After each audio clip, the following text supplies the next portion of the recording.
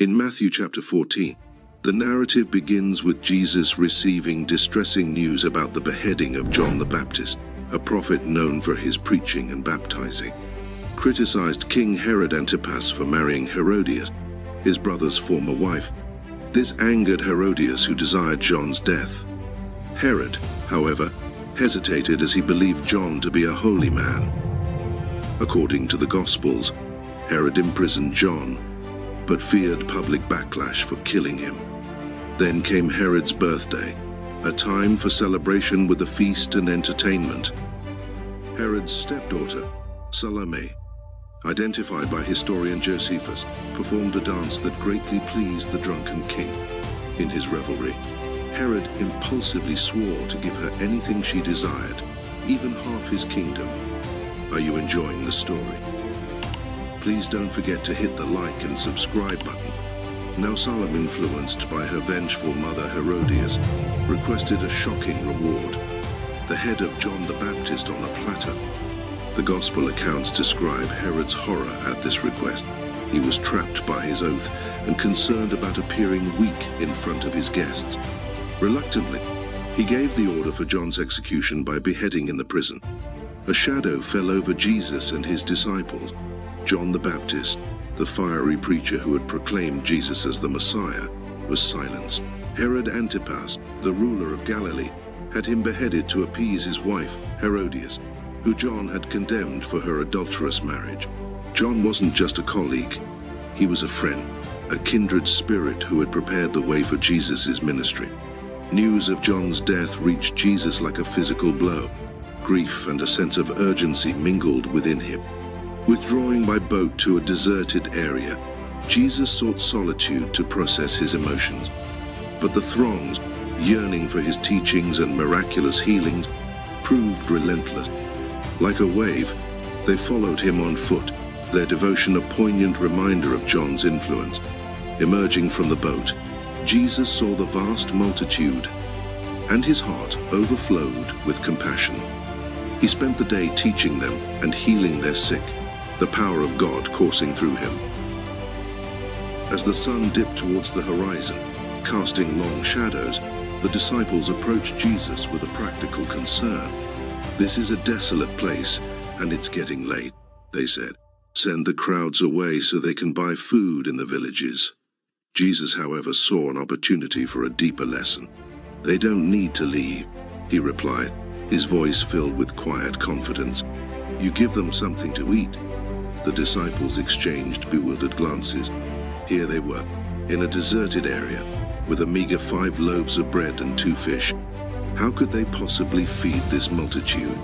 But Jesus, ever the teacher, instructed them to bring him the meager provisions.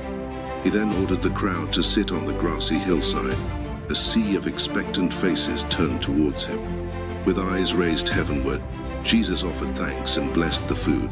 Then, in a seemingly ordinary act, he broke the bread, but something extraordinary happened. The loaves seemed to multiply in his hands, and as he passed them to the disciples, the baskets miraculously refilled.